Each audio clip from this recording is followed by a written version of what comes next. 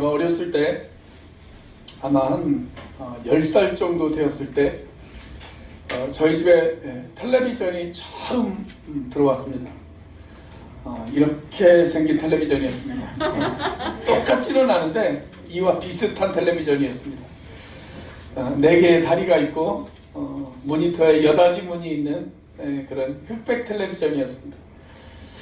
그 당시 제가 가장 좋아하는 프로그램이 있었는데 전설의 고향이라고 하는 프로그램이었습니다. 이 프로그램이 시작하면 이불 속으로 쏙 들어가서 눈만 빼꼼히 내밀고 텔레비전을 봤던 그런 기억이 납니다. 전설의 고향 중에서 제가 지금도 기억하는 가장 무서웠던 장면은 뭐였냐면 다 똑같네요. 다 똑같아요. 네 다리 내놔 귀신이었습니다. 네 다리 내놔 귀신. 네 다리 내놔를 외치면서 한 발로 껑충껑충 뛰어다니던 그 귀신의 모습이 지금도 생각이 납니다. 얼마나 무서웠던지 그날 밤 화장실을 가는데 혼자 못 갔어요. 그 당시에는 또 화장실이 다 밖에 있었잖아요. 그래서 화장실을 가는데 동생을 깨워서 동생하고 같이 그렇게 화장실에 갔던 그런 기억이 납니다.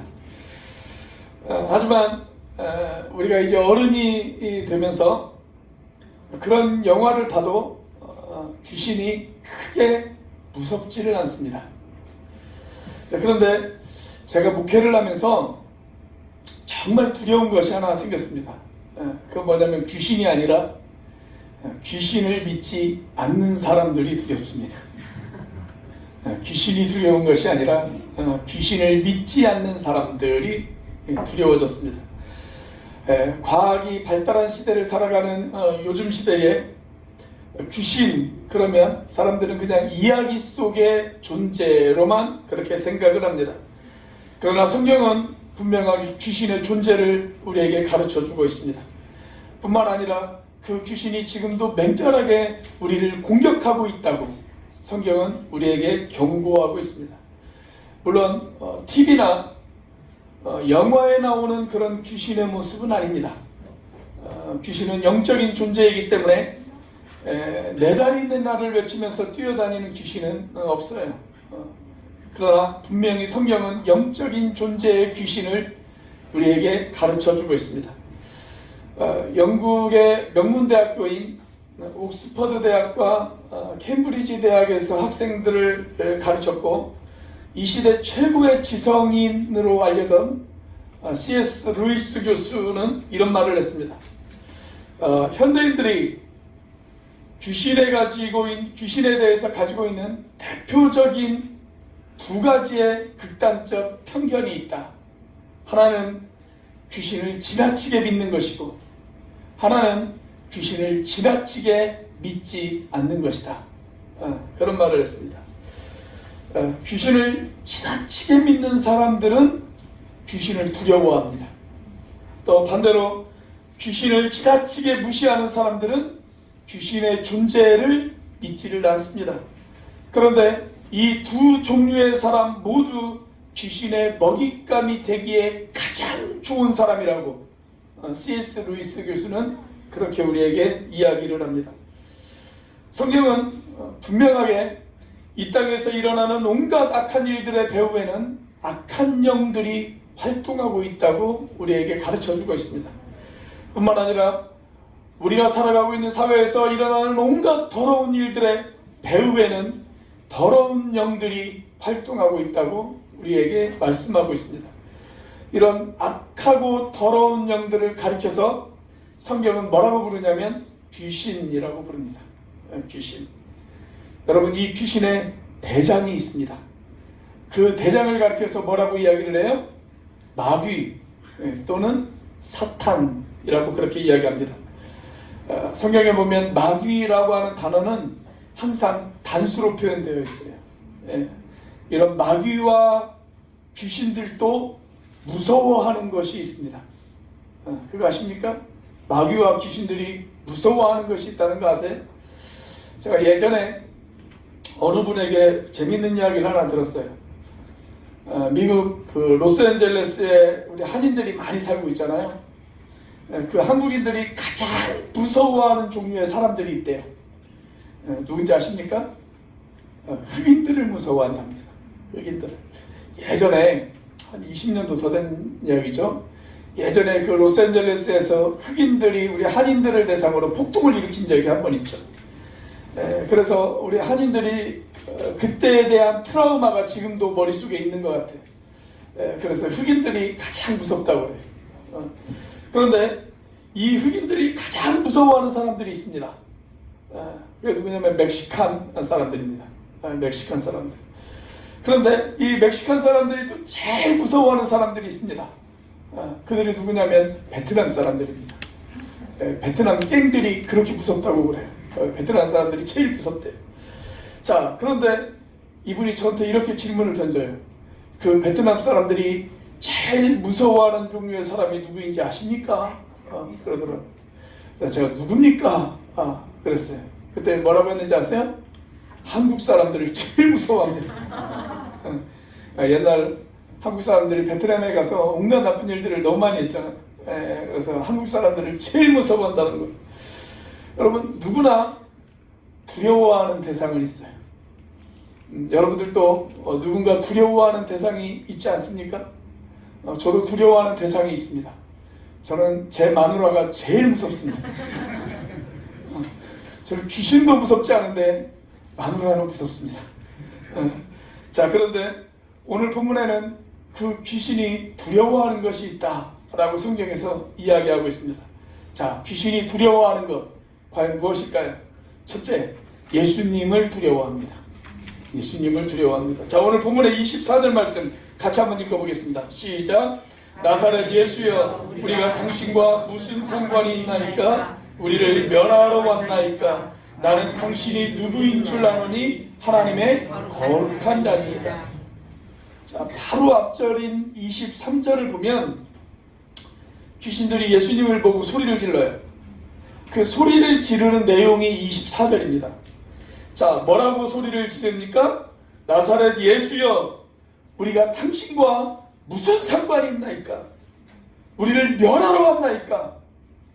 나는 당신이 누구인 줄 아는데 당신은 하나님의 거룩한 자이십니다. 그렇게 이야기를 합니다. 자, 여기를 보면 귀신이 예수님에 대해서 두 가지의 아주 중요한 사실을 알고 있습니다. 자, 첫째는 뭐예요? 예수님은 하나님이 보내신 거룩한 자이시다. 그 사실을 알고 있었어요.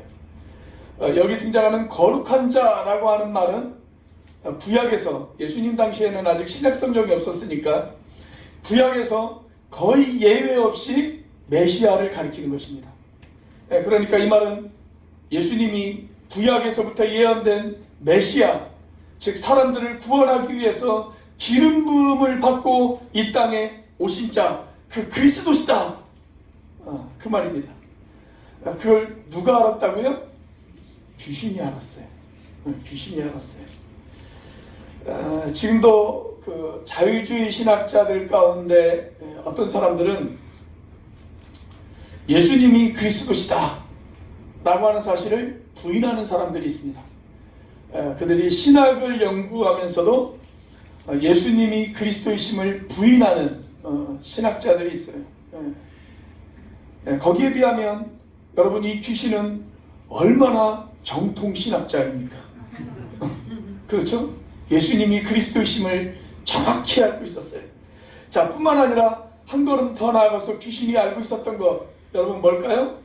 그들은 예수님이 자신들을 멸망시킬 수도 있는 분이라는 사실을 알고 있었습니다. 자, 그래서 여기 귀신들이 예수님을 향해서 뭐라고 이야기합니까? 나사렛 예수여, 우리가 당신과 무슨 상관이 있나이까? 우리를 멸하러 왔나이까? 그렇게 이야기하고 있잖아요. 예수가 심판자시다. 그분에 의해서 우리가 심판을 받고 멸망받을 수도 있다. 라는 사실을 알고 있었어요. 그러니까 귀신들이 알고 있었던 것 하나는 뭐예요? 예수님이 구세주이심을 알았어요. 또 하나는 뭘 알았어요? 예수님이 심판의 주님이심을 알고 있었어요. 귀신이 귀신같이 알았습니다. 귀신같이 알았어요. 어느 교회 주일학교에서 선생님이 아이들에게 하나님에 대해서 설명하면서 이렇게 이야기를 했대요. 친구들, 우리 하나님이 어떤 하나님인지 아세요? 우리 하나님은 전지하신 하나님이세요. 모든 것을 다 아시는 그런 하나님이세요. 그래서 우리는 하나님 앞에 그 어떤 것도 속일 수가 없어요. 아무도 보는 사람이 없을 때에도 하나님은 우리를 다 보고 계시고 우리를 다 알고 계세요. 그렇게 이야기를 했답니다. 그러자 어떤 아이가 갑자기 손을 번쩍 들더니 선생님에게 이렇게 이야기를 했다는 거예요. 선생님, 그러면 하나님이 귀신같이 알아맞히는 거네요. 그렇게 이야기를 했대요. 여러분, 우리 하나님은 전지하신 하나님이십니다. 믿으십니까? 그런데 귀신은 하나님만큼은 똑똑하지 않아요. 하나님만큼은 똑똑하지 않아요. 그래도 적어도 우리보다는 똑똑합니다. 우리보다는 훨씬 똑똑합니다. 여러분, 누가 사기를 칩니까? 똑똑한 사람이 사기를 치는 거예요. 사기도요, 머리가 똑똑한 사람이 사기를 잘 쳐요. 자, 그런데 귀신은 우리보다 훨씬 똑똑해요. 그 어떤 사기꾼보다도 똑똑해요. 그래서 성경에서 귀신을 가리켜서 뭐라고 이야기를 해요? 거짓의 아비다. 그렇게 이야기를 하잖아요. 거짓의 아비다. 그 귀신은 우리보다 똑똑해서 우리들에게 사기를 칩니다. 여러분, 이 땅에 얼마나 많은 사람들이 그 귀신의 꼬임에 넘어가 하나님을 떠나 있습니까? 귀신들은 예수님이 구세주이시고 예수님이 심판의 주님이시다라는 사실을 누구보다 잘 알고 있음에도 불구하고 사람들에게 그분에 대한 잘못된 정보를 가르쳐주고 있습니다. 혹시 우리 가운데 주일날 교회 나와서 예배는 드리고 있지만 아직도 예수님을 구원의 주님으로 그리고 심판의 주님으로 믿지 못하고 계신 분이 계십니까? 그분에게 부탁드립니다. 제발 귀신의 꼬임에서 벗어나십시오. 귀신의 속임수에서 벗어나시길 바랍니다. 그 속임수에서 빠져나와 예수님을 구원의 주님으로 그리고 생명의 주님으로 믿으시기를 바랍니다. 예수님은 구세주일 뿐만이 아니라 역사의 마지막 승리자이시다. 사랑하는 여러분, 이 땅에서 우리가 잠시 고생하고 이 땅에서 잠시 어려움을 당해도 내가 영접한 예수님 그리고 나와 함께 하시는 그 예수님이 마지막 승리자가 되어주신다라는 사실을 믿는다면 우리가 이 땅에서 잠깐 비틀거려도 다시 일어설 수 있습니다. 다시 일어설 수 있어요. 너희가 세상에서 환난을 당하라 담대하라. 내가 세상을 어떻게 하셨다고요? 이기었노라. 우리 주님 그렇게 말씀하셨잖아요. 여러분, 그분은 승리자이십니다. 그분이 우리와 함께 하십니다. 그분이 우리와 함께 하셨다면 우리도 승리자가 되어질 줄로 믿습니다. 그런데 귀신은 자꾸 그것을 방해해요. 왜냐하면 귀신이 제일 두려워하는 것, 그것이 바로 예수님이기 때문에 그렇습니다. 그래서 사람들이 예수 믿는 것, 그것을 싫어해요. 그걸 싫어합니다. 그러나 예수를 믿는 자들에게는 승리가 보장되어 있는 줄로 믿으시기를 바랍니다. 자, 귀신이 두려워하는 것 무엇일까요? 두 번째로 예수님의 말씀을 두려워합니다. 예수님을 두려워하고 예수님의 말씀도 두려워합니다. 자, 오늘 본문에서 예수님이 귀신 들린 사람에게 어떻게 귀신을 쫓아내셨습니까? 말씀으로 쫓아냈죠. 말씀으로. 자, 25절입니다. 같이 읽습니다. 시작. 예수께서 꾸짖어 이르시되 잠잠하고 그 사람에게서 나오라 하시니. 종종 귀신을 쫓아내는 그런 모임에 가보면 귀신을 쫓아내는 그 축사기도를 하면서 막 악을 쓰시는 분들이 계세요. 귀신아 나오너라 그러면서 막 악을 쓰시는 분들이 있습니다. 그런데 예수님이 그런 방법으로 귀신을 쫓아낸 것 같지는 않아요. 예수님이 어떻게 쫓아내셨을까요? 딱 보고 야 나와 아마 이렇게 쫓아내시지 않으셨을까 그렇게 생각이 됩니다. 자, 그랬더니 26절에 보니까 어떤 일이 생겼습니까? 26절 같이 한번 읽어보겠습니다. 시작. 더러운 귀신이 그 사람에게 경련을 일으키고 큰 소리를 지르며 나오는지라. 자, 예수님이 말씀하시니까 귀신이 나왔습니다. 여러분, 예수님의 말씀에는 얼마나 위대한 능력이 있습니까? 예수님의 말씀은 얼마나 위대한 말씀입니까? 그분은 말씀으로 세상을 창조하신 분이십니다. 빛이 있으라 하심에 빛이 생겼습니다. 그분이 이 말씀으로 우주 만물을 창조하셨다는 사실을 믿으십니까? 아멘. 여러분, 하나님은 말씀으로 우주를 창조하셨고 그 말씀으로 지금도 온 세상을 붙들고 계시고 그 말씀으로 지금도 온 세상을 다스리고 계십니다. 뿐만 아니라 이 말씀으로 저와 여러분들을 구원하시기도 하십니다. 하나님을 떠나 있던 인생들이 하나님의 말씀을 듣고 하나님 앞에 무릎을 꿇습니다.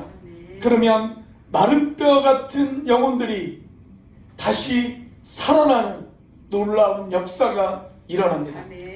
그렇게 말씀은 우리를 구원합니다. 뿐만 아니라 하나님의 말씀은 우리를 심판하시기도 하십니다. 그렇기 때문에 말씀에는 엄청난 힘이 있습니다. 말씀에는 어마어마한 힘과 능력과 권세와 영광이 있습니다. 귀신은 그것을 알았습니다. 자, 그래서 주님의 말씀을 두려워하는 것입니다. 자, 27절 말씀입니다. 같이 한번 읽습니다. 시작. 다 놀라 서로 물어 이르되 이는 어찌미냐 권위 있는 새 교훈이로다 더러운 귀신들에게 명함즉 순종하는도다 하더라. 주님의 말씀은 교양 강좌와 같은 지식적인 가르침이 아닙니다. 지식적인 전달이 아니에요. 그 말씀으로 사람들을 살립니다. 어둠의 영들에게 붙잡힌 사람들을 해방시키십니다. 그 말씀은 권세가 있습니다. 능력이 있습니다. 파워가 있습니다. 그래서 그분이 말씀하실 때 사람들이 놀랐습니다. 자, 사람들이 뭐라고 이야기를 해요? 권위가 있는 새 교훈이로다. 그렇게 이야기했어요. 그 당시 종교 지도자들이었던 바리새인들과 랍비들과 사두개인들과 그들의 가르침들과는 달랐습니다. 저분의 가르침에는 권위가 있다. 귀신도 복종하는 저 권위를 봐라.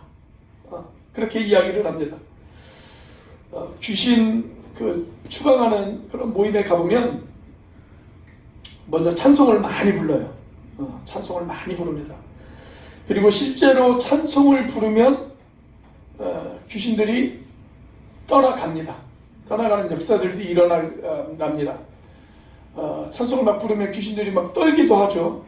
그 귀신 들린 사람이 막 떨어요. 두려워하기도 하고.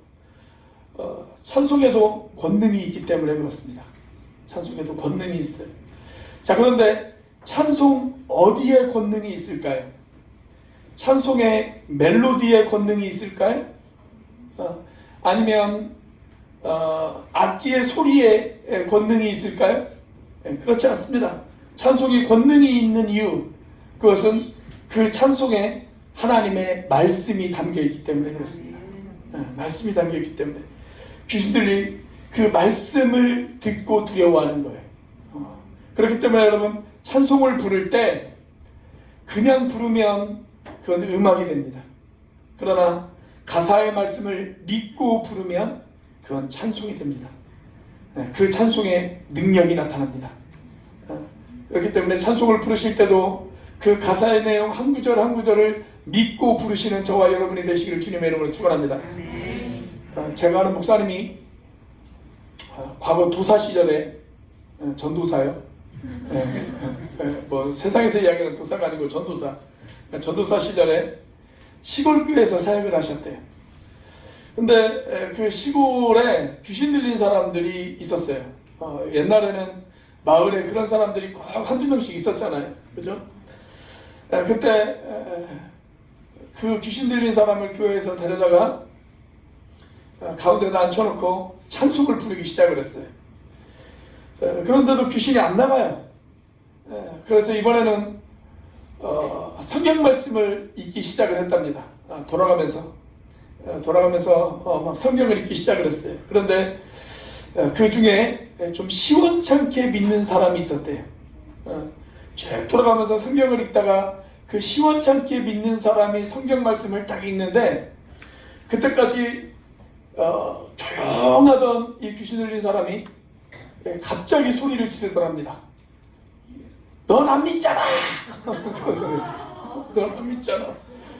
그러자 이 사람이 그 이야기를 듣고 충격을 받았대요. 충격을 받았대요. 그리고 자신의 믿음 없음을 회개했답니다. 그러니까 귀신 때문에 부흥의 역사가 일어났어요. 부흥의 역사가 일어났어요. 여러분, 똑같은 말씀을 보는데 어떤 사람들은 변해요. 그런데 어떤 사람들은 변하지 않고 늘 그 모양 그 꼴이에요. 똑같은 설교를 들어도 어떤 사람은 인생이 변하고 달라지는데 어떤 사람은 아무런 변화가 없어요. 왜 그럴까요? 믿지 않기 때문에 그렇습니다. 믿지 않기 때문에 그래요. 오늘 선포되는 이 말씀도 믿지 않으면 그 사람에게는 그냥 설교에 불과합니다. 그러나 믿으면 능력의 말씀이 됩니다. 자, 히브리서 4장 2절 말씀을 보면 이런 말씀이 있어요. 자, 같이 한번 읽어보겠습니다. 시작. 그들과 같이 우리도 복음 전함을 받은 자이나 들은 바 그 말씀이 그들에게 유익하지 못한 것은 듣는 자가 믿음과 결부시키지 아니하리라. 자, 똑같은 복음, 똑같은 설교를 듣는데 왜 어떤 사람에게는 그 말씀이 축복이 되어지지 못하고 유익이 되어지지 못하는가? 왜 그렇다고요? 듣는 자가 믿음과 결부시키지 않았기 때문이다. 그렇게 말씀하고 있죠. 이 말씀은 하나님의 말씀이다. 이 말씀은 능력의 말씀이다. 이 말씀은 나를 변화시킬 수 있는 말씀이다. 이 말씀은 나를 새롭게 하고 내 영혼을 뒤집어 놓을 수 있는 말씀이다. 이렇게 믿고 받아들이는 사람에게는 능력이 나타날 줄로 믿습니다. 복음서에 보면 예수님께서 귀신을 쫓아내는 그 모습을 보고 제자들도 한번 흉내내보고 싶었던 것 같아요. 그래서 어느 날 제자들이 귀신을 쫓아내려고 시도를 하잖아요. 그런데 귀신을 쫓아내지 못하고 짤짤매던 그런 사건이 복음서에 기록이 되어져 있죠. 자, 그렇게 한참 쩔쩔매고 있을 때 예수님이 오셨어요. 그때 귀신 들린 사람의 아버지가 예수님에게 이렇게 이야기를 합니다. 선생님, 제 아들이 나을 수 있을까요? 제 아들이 온전하게 회복되어질 수 있을까요? 만약 할 수 있거든 주님 고쳐주세요. 자, 이때 예수님이 던지신 놀라운 말씀, 무슨 말씀이신지 아십니까? 할 수 있거든 무슨 말이냐? 믿는 자에게는 능치 못함이 없느니라. 할 수 있거든. 내가 믿으면 나를 변화시킬 수 있습니다. 내가 믿으면 내 영혼이 다시 살아납니다. 내가 믿으면 온전해질 수 있습니다. 내가 믿으면 불가능을 가능하게 만듭니다. 그 믿음이 저와 여러분들에게 있기를 바랍니다. 주님의 말씀을 믿는 것, 그것이 필요해요. 자, 귀신이 두려워하는 것 무엇일까요? 세 번째로 예수님과 친밀한 관계를 맺는 것을 두려워합니다. 예수님과 친밀한 관계를 맺는 것, 그걸 두려워해요. 예수님을 두려워하고 예수님의 말씀을 두려워할 뿐만이 아니라 내가 예수님과 친밀한 관계를 맺는 것, 그걸 두려워해요. 여러분, 귀신의 평생 소원이 있어요. 그게 뭔지 아세요? 예수님을 흉내내는 것입니다. 예수님을 흉내내는 것. 예수님처럼 자기도 영광받고 싶고 예수님처럼 자기도 대접받고 싶어요. 그래서 자꾸 예수님을 흉내내요. 곧 크리스마스가 다가오는데 예수님이 행하신 모든 신비한 일들 가운데 가장 신비한 것 가운데 하나, 그게 뭐냐면 바로 성육신 사건이죠. 성육신 사건. 하나님의 아들이신 그분이 사람의 몸으로 이 땅에 오셨어요. 하나님이 사람이 되어 이 땅에 오신 일, 가장 신비한 일 중에 하나입니다. 그런데 귀신은 그것을 흉내내고 싶어해요. 그래서 어떻게 합니까? 귀신이 어디에 들어가요? 사람 속에 들어가요.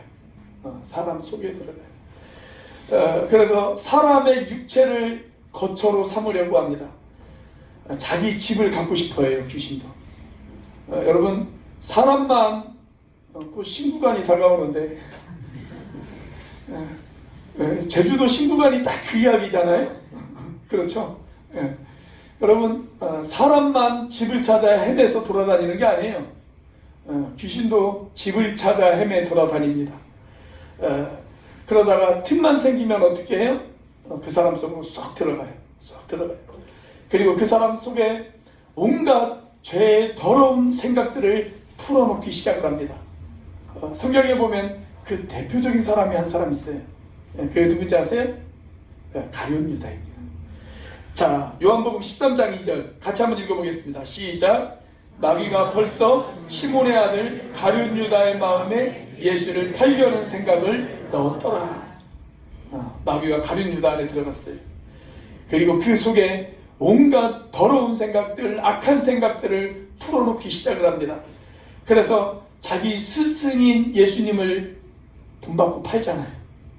돈 받고 팔잖아요. 여러분, 때문에 우리가 해야 할 일, 무슨 일을 해야 할까요? 그 마귀가 틈타지 않도록 늘 깨어 있어야 합니다. 자, 오늘 본문에 보면 귀신 들린 사람이 나와요. 이 사람은 완전히 귀신의 포로가 된 사람입니다. 그냥 귀신의 공격을 받는 정도가 아니라 귀신의 포로가 되어진 사람, 귀신에 완전히 사로잡힌 사람이에요. 신학자들은 이런 현상에 대해서 아주 치열한 논쟁을 합니다. 논쟁의 초점은 이런 것입니다. 거듭난 그리스도인들도 귀신에 들릴 수가 있는가 하는 것입니다. 여러분들 어떻게 생각하십니까? 내가 정말 예수님을 믿고 거듭났어요. 하나님의 자녀가 되어졌어요. 그러면 하나님의 자녀가 된 나도 귀신 들릴 수가 있는가? 신학자들마다 조금씩 의견은 다르지만, 그런데 거의 대부분 복음주의적 신학자들은 이렇게 주장합니다.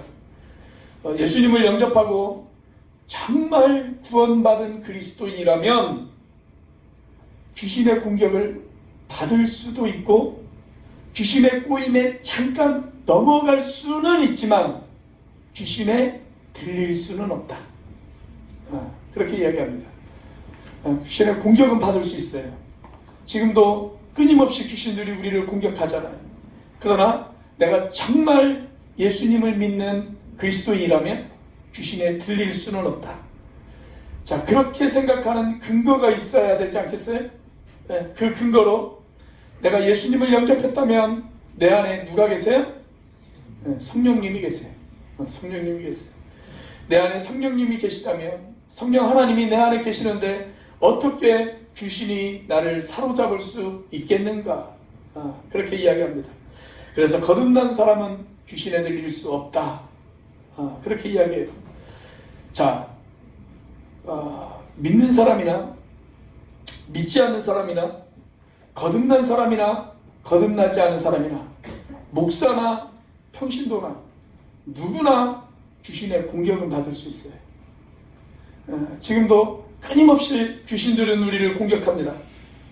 아마 귀신들의 공격은 계속되어질 것입니다. 언제까지 계속될까요? 예수님이 오시는 그날까지. 예수님이 오셔서 모든 악한 영들을 심판하실 그날까지 귀신의 공격은 계속되어질 것입니다. 여러분, 그러나 그 예수님이 오셔서 그 귀신들을 심판하시기 전까지 귀신들은 우리를 아주 치열하게 공격할 것입니다. 지금보다 훨씬 더 치열해질 것입니다. 그런데 이 귀신이 가장 무서워하는 분, 그분이 바로 우리 예수님이세요. 그래서 오늘 귀신이 뭐라고 소리를 지릅니까? 나사렛 예수여, 우리가 당신과 무슨 상관이 있나이까? 이렇게 소리 지르잖아요. 왜냐하면 예수님은 거룩하신 분이시거든요. 예수님은 깨끗하신 분이시거든요. 그런데 더러운 영인 귀신이 깨끗한 예수님과 같이 있지를 못합니다. 우리가 예수 믿으라고 사람들에게 전도하잖아요. 그러면 여러분 사람들이 어떤 반응을 보입니까? 많은 사람들이 보이는 반응, 너나 믿어, 너나 믿어. 나는 그냥 내버려둬. 상관하지 마. 내가 믿든 안 믿든 상관하지 마. 너나 잘 믿어. 그런 반응 보이지 않아요? 근데 그 반응이 무슨 반응일까요? 따라서 한번 해보세요.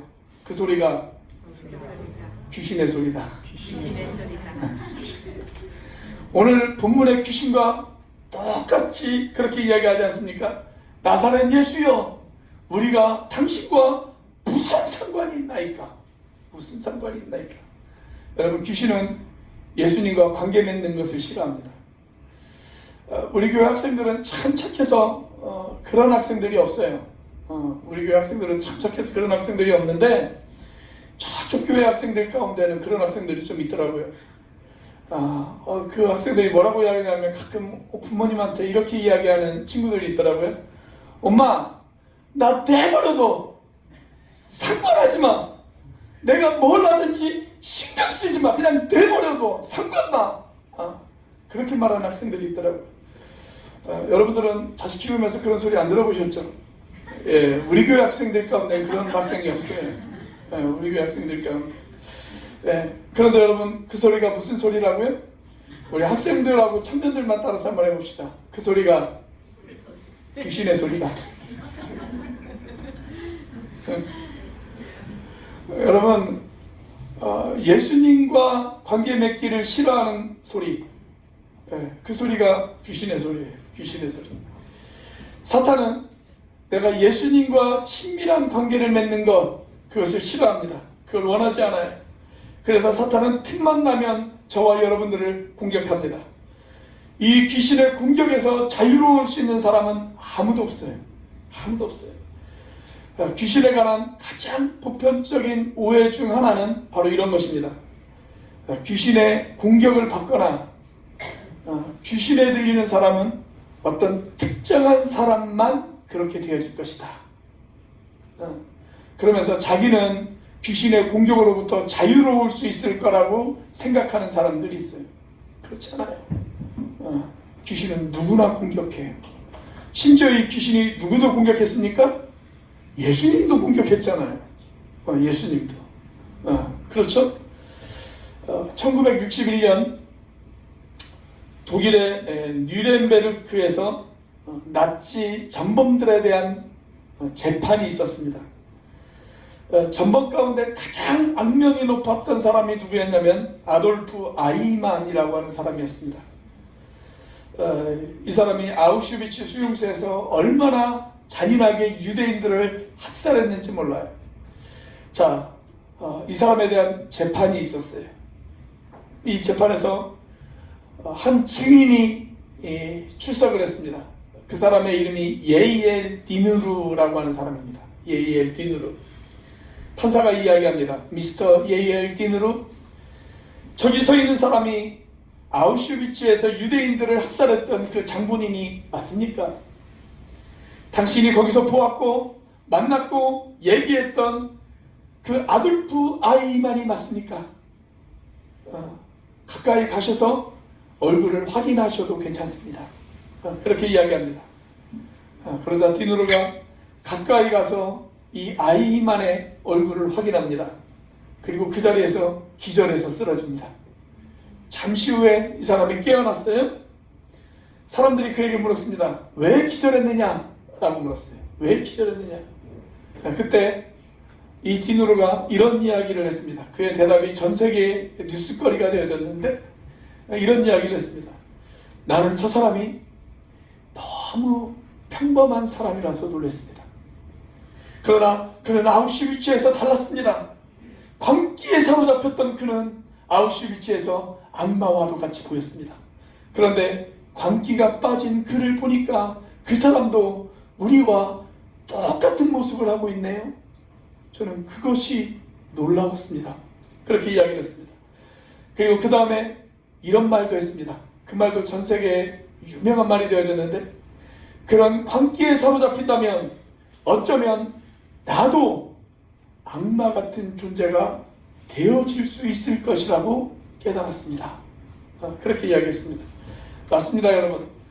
사탄과 악령의 영향을 받으면 누구나 예외 없이 아이만 같은 사람이 되었습니다. 우리가 이 더럽고 악한 영들에게 어떻게 승리를 거둘 수 있을까요?